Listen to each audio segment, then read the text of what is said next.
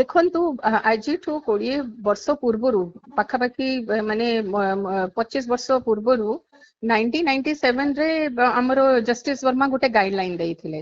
ସେଇଠି sexual harassment at work place ରେ କେମିତି ଶିକ୍ଷା ଅନୁଷ୍ଠାନ ହଉ ପ୍ରାଇଭେଟ ଘରୋଇ ସଂସ୍ଥା ହଉ ସରକାରୀ ହଉ ସେଥିରେ କେମିତି ଗୋଟେ କମିଟି ରହିବ, କିନ୍ତୁ ସେ କମିଟି ଠିକ ସେ କାମ କରୁନଥିଲା। ତାରପରେ ବହୁତ ଗୁଡେ ଅନୁଧ୍ୟାନ ରିସର୍ଚ୍ଚ ହେଲା ପରେ ଗୋଟେ ନୂଆ ଆଇନ ପ୍ରଣୟ ହେଲା ଯାହାକୁ ଆମେ କହୁଛୁ sexual harassment at work place 2013। ତ 2013 ମସିହାରେ ଯୋଉ କର୍ମଜୀବୀ ମହିଳା ମାନଙ୍କ ଉପରେ ହେଇଥିବା ଯୌନ ନିର୍ଯାତନାର ନିରୋଧ ପାଇଁ ଗୋଟେ ଆଇନ ହେଇଛି। 13 ମସିହାରେ ସେ ଆଇନରେ ମାନେ ସେଇଟା ସାରା ଭାରତରେ ଲାଗୁ ହବ ଏବଂ ସେ ଆଇନରେ ସ୍ପଷ୍ଟ ଲେଖା ହେଇଛି ଯେ ପ୍ରତିଟି ଅନୁଷ୍ଠାନରେ ସେ ଶିକ୍ଷା ଅନୁଷ୍ଠାନ ହେଇପାରେ, ଘରୋଇ ସଂସ୍ଥା ହେଇପାରେ, ସରକାରୀ ସଂସ୍ଥା ହେଇପାରେ, ଇଭେନ ଯୋଉଠି ମହିଳା ମାନେ କାମ କରୁଛନ୍ତି, ଯଦି ଆମ ଘରେ କିଏ କାମାଲି ବି କାମ କରୁଛି ସେ ବି ଯଦି ଯୌନ ନିର୍ଯାତନାର ଶିକାର ହବ ସେ କୋଉଠି ଯାଇକି କମ୍ପ୍ଲେନ କରିବ, ତାର ବ୍ୟବସ୍ଥା ଅଛି local committee and internal committee. ତ 2013 ମସିହାରୁ ନେଇକି 2025 ହେଇଗଲାନି ଗୋଟେ ଶିକ୍ଷା ଅନୁଷ୍ଠାନ ସରକାରୀ ଅନୁଷ୍ଠାନ ଯୋଉଠି ଏତେ ପିଲାମାନେ ପଢୁଛନ୍ତି, ଆମେ ଏବେ ବି ଦେଖିବାକୁ ପାଉଛୁ ଯେ ପ୍ରତିଟି ଅନୁଷ୍ଠାନରେ କୋଉ କୋଉ ଜାଗାରେ କାଁ ଭାଁ ଗୋଟେ କମିଟି ହେଇଛି, କୋଉ କୋଉ ଜାଗାରେ କମିଟି ଜମା ବସୁନି। ସରକାରୀ ସ୍ତରରେ ବି ସରକାର ଯେତେ ସବୁ ଡିପାର୍ଟମେଣ୍ଟ ଅଛନ୍ତି ଆପଣ ପଚାରିକି ଦେଖନ୍ତୁ ସମସ୍ତେ କମିଟି କରିଛନ୍ତି କିନ୍ତୁ ବର୍ଷରେ ଥରେ ବି ସେମାନେ ବସୁନାହାନ୍ତି, ତାଙ୍କର ଷ୍ଟାଫ ମାନଙ୍କ ପାଇଁ ଗୋଟେ ବି ସଚେତନ କାର୍ଯ୍ୟକ୍ରମ କରୁନାହାନ୍ତି। ବିଗତ ସରକାରରେ ଯୋଉ ଏତେ ବର୍ଷ ରହିଲେ ସେମାନେ ବି ଗୋଟେ କାମ କରିଲେନି। ଏଇ ସରକାର ଏବେ ବର୍ଷେ ହେଲା ଆସୁଛି ଏଇ ପ୍ରକାର ଗୋଟେ ଦୁର୍ଘଟଣା ହେଇଛି, ସମସ୍ତେ ତାଙ୍କୁ ଦାୟୀ କରୁଛନ୍ତି, କିନ୍ତୁ ଏଇଟା ରାଇଟ ଟାଇମ ଯେ ଆପଣ ମାନେ ଏଇ ପ୍ରତିଟି ଅନୁଷ୍ଠାନରେ ଗୋଟେ ଗୋଟେ କମିଟି ରହିବ। କମିଟି ଖାଲି କେବଳ ମାତ୍ର ପେନ୍ ପେପରରେ ନ ରହିକି ଗୋଟେ ଭାଇବ୍ରେଣ୍ଟ କମିଟି ରହିବ। ସେମାନେ କ୍ୱାର୍ଟରଲି ବସିବେ, ଅନୁଧ୍ୟାନ କରିବେ, କାହାର ଯଦି କୌଣସି ସମସ୍ୟା ଅଛି, କୌଣସି ଛାତ୍ରୀର ହଉ ଶିକ୍ଷୟିତ୍ରୀର ହଉ ଯେକୌଣସି ସମସ୍ୟା ହଉ ଯୋଉଠି ଅନୁଷ୍ଠାନରେ ସେମାନେ କର୍ମଚାରୀ ମାନେ ବି କାମ କରୁଛନ୍ତି, ଯଦି କୌଣସି ପ୍ରକାରର ଯୌନ ନିର୍ଯାତନାର ଶିକାର ହଉଛନ୍ତି କିମ୍ବା ପୁରୁଷ ମାନେ ବି ଫଲ୍ସ କେସ୍ ହଉଛି, ସେ କମିଟିରେ ତଦନ୍ତ ହେଲା ପରେ ତ ଜଣା ପଡିବ। ଆପଣ ଯଦି ଗୋଟେ ମେକାନିଜମ ଭଲସେ ନ ରଖିବେ ତାହେଲେ କେମିତି ଜଣା ପଡିବ? ତ ସେଇଟା ହବା ଦରକାର। ପ୍ରତିଟି ଅନୁଷ୍ଠାନରେ ପ୍ରତି ଯୋଉ ଜାଗାରେ ଆଖି ଦିଶିଆ ଭଳି ପୋଷ୍ଟର ମରା ହବ, ବୋର୍ଡରେ ନାଁ ରହିବ, କିଏ ସେଇ ଅଧ୍ୟକ୍ଷା ଅଛନ୍ତି, କୋଉ କୋଉ ମାନେ ସଦସ୍ୟ ଅଛନ୍ତି, କିଏ ଏକ୍ସଟର୍ନାଲ ମେମ୍ବର ଅଛନ୍ତି।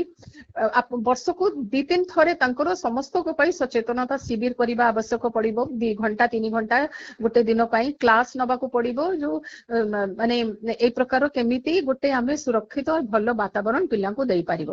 ତ ଆର ପାଇଁ ବିଶେଷ କିଛି ମାନେ କାମ ଦରକାର ନାହିଁ। ଆପଣ ଷ୍ଟୁଡେଣ୍ଟ ଅଛନ୍ତି, ଟିଚର୍ସ ଅଛନ୍ତି, ଷ୍ଟାଫ ଅଛନ୍ତି, ଆପଣଙ୍କ ପାଖରେ ଇନଫ୍ରାଷ୍ଟ୍ରକ୍ଚର ଅଛି, ସବୁ ଅଛି। ଆମେ ଯଦି ଠିକ ସେ ଆଇନ ଅନୁଯାୟୀ କାମ କରିବା ତାହେଲେ ଏଇ ପ୍ରକାର ଦୁର୍ଘଟଣାକୁ ଆମେ ରୋକିପାରିବା।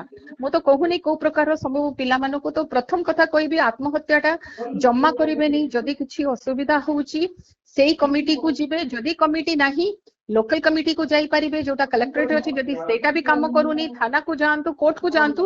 ଯଦି କୌଣସି ଅନୁଷ୍ଠାନ କମିଟି ଗଠନ କରୁନାହାନ୍ତି, ଯୌନ ନିର୍ଯାତନାର କେସ୍ ଆସୁଛି, ତାହେଲେ 50,000ର ଜୁର୍ମାନର ବି ତାର ପାଇଁ ଗୋଟେ ବ୍ୟବସ୍ଥା ଅଛି।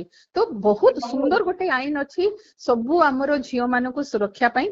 ଆଉ ସେଇ ଅନୁସାରେ ଯଦି କମିଟି ବେସିକି ତଦନ୍ତ କରିବ, ସଠିକ ଭାବରେ ରିପୋର୍ଟ ଦବ ଏବଂ ସେ ରିପୋର୍ଟକୁ ଅନୁସରଣ କରିକି ତତ୍କାଳ ତାର ଉପରେ ଆକ୍ସନ ନିଆଯିବ। ଯଦି ଭାବନ୍ତୁ ଗୋଟେ କମିଟି ଇନକ୍ୱାରି କରିକି ରିପୋର୍ଟ ଦେଲେ ପ୍ରିନ୍ସିପାଲ ଯଦି ତାର ଉପରେ ଆକ୍ସନ ନ ନେବେ, ପ୍ରିନ୍ସିପାଲ ଡିପାର୍ଟମେଣ୍ଟ କୁ ପଠେଇବେ, ଡିପାର୍ଟମେଣ୍ଟ ପୁରା ଚୁପ ହେଇକି ବସିବ, ଫାଇଲ ପୁରା ଧୂଳି ବସୁଥିବ, ତାହେଲେ ତ ପିଲାମାନେ ହଇରାଣ ହେଇଯିବେ।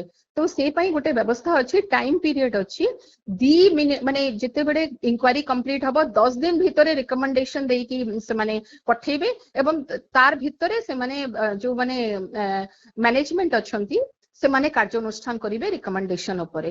ବହୁତ ସରଳ, ବହୁତ ସିମ୍ପଲ ଗୋଟେ ଆଇନର ବ୍ୟବସ୍ଥା ଅଛି। ଯୌନ ନିର୍ଯାତନାକୁ ବହୁତ ସୁନ୍ଦର ଭାବରେ ଡିଫାଇନ କରାଯାଇଛି, କାହା କାହାକୁ କୁହାଯାଏ, କୋଉ କୋଉ ମାନେ ତାର ଭିତରେ କେସ୍ କରିପାରିବେ, କେମିତି ଲିଖିତ ଆକାରରେ କମ୍ପ୍ଲେନ ଦେଇପାରିବେ, ପ୍ରତିଟି ବ୍ୟବସ୍ଥା ଅଛି। ଏବଂ ଇଣ୍ଟରନାଲ କମିଟିର କାମ କେବଳ ମାତ୍ର ଇନକ୍ୱାରି କରିବା ନୁହଁ, ଯଦି କୌଣସି ଛାତ୍ରୀ ଶିକ୍ଷୟିତ୍ରୀ କିମ୍ବା କର୍ମଚାରୀ ଯଦି କୌଣସି ପ୍ରକାରର ମେଣ୍ଟାଲ ହାରାସମେଣ୍ଟର ବି ଶିକାର ହଉଛନ୍ତି ତାଙ୍କୁ କାଉନସିଲିଂ କରିବେ, ସେ ସୁବିଧାଟା ବି ପ୍ରୋଭାଇଡ କରିବେ। କାହିଁକି ଏଇଟା ଆମର ଦାୟିତ୍ୱ, ଆମର ପିଲାମାନଙ୍କୁ ଆମେ ପିଲାମାନେ ହୁଅନ୍ତୁ ଯୋଉ କର୍ମଜୀବୀ ମହିଳା ହୁଅନ୍ତୁ ତାଙ୍କୁ କେମିତି ଆମେ ସୁରକ୍ଷିତ ଏବଂ ଆମେ ସୁନିଶ୍ଚିତ ଗୋଟେ ୱାର୍କ ପ୍ଲେସ ଆମେ ଯୋଉଟା କର୍ମକ୍ଷେତ୍ର ତାଙ୍କୁ ଆମେ ଦବା, ସେଇଟା ଆମର ଦାୟିତ୍ୱ ସମସ୍ତଙ୍କର। ଏଇଟା ମୋର, ଆପଣଙ୍କର, ସରକାରଙ୍କର, ଲୋକଙ୍କର, ଚାକିରିରେ ଯୋଉମାନେ ଅଛନ୍ତି ସମସ୍ତଙ୍କର। ଆମେ ଜଣକୁ ଦାୟୀ କରିବୁନି।